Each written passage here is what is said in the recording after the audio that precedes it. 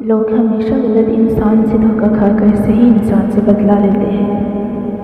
ضمیر انسان کی اندرونی گہرائیوں میں موجود خدا کی بہت دھیمی مگر حقیقی آواز ہے۔ ہر مثبت خیال اس خاموش دعا کی مانند ہوتا ہے جو زندگی بدلنے کی طاقت رکھتا ہے۔ اور میں جہاں کہیں بھی رہوں اس نے مجھے سراپا برکت بنایا ہے، اور میں جب تک بھی زندہ ہوں اس نے مجھے نماز اور زکوٰۃ کا حکم فرمایا ہے۔ اگر آپ بغیر کسی وجہ کے خوشی محسوس کریں تو یقین کر لیجئے کہ کوئی نہ کوئی کہیں نہ کہیں آپ کے لیے دعا کر رہا ہے۔ چھوڑنے والے ہمیشہ بہانے کی تلاش میں رہتے ہیں، انہیں جانے دیں۔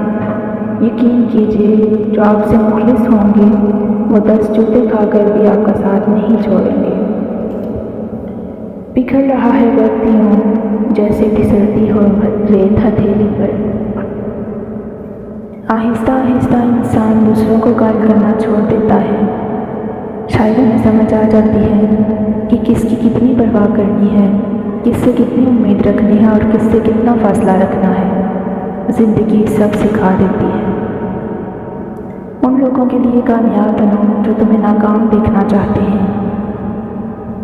اللہ دکھ بھری داستان بہت دھیان سے سنتا ہے، کچھ غم مٹا دیتا ہے، کچھ الجھنیں سلجھا دیتا ہے، لیکن سارے مسئلے حل نہیں کرتا، کیونکہ اگر سارے غم ہی سلجھ جائیں تو آدمی اور اللہ کے درمیان بات چیت بند ہو جاتی ہے۔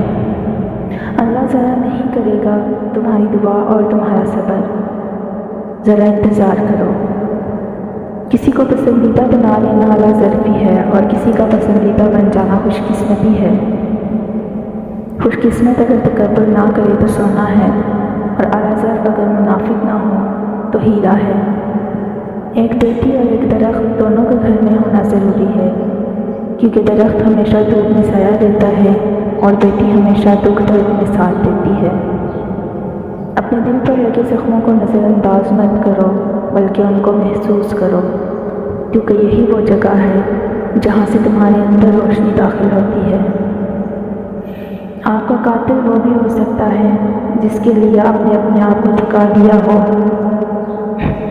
چند سانسوں کے لیے دکھتی نہیں خودداری، زندگی ہاتھ پہ رکھی ہے اٹھا کر لے جا۔ استاد اور باپ کی محبت سمجھ آنے تک اکثر دیر ہو جاتی ہے۔ اپنے حوصلوں کی پرواز اونچی رکھو، ایک دن مکان بھی بن جائے گا اور مقام بھی بن جائے گا۔ ایک دھاگے کی لاز نبھانے کے لیے موم کا روم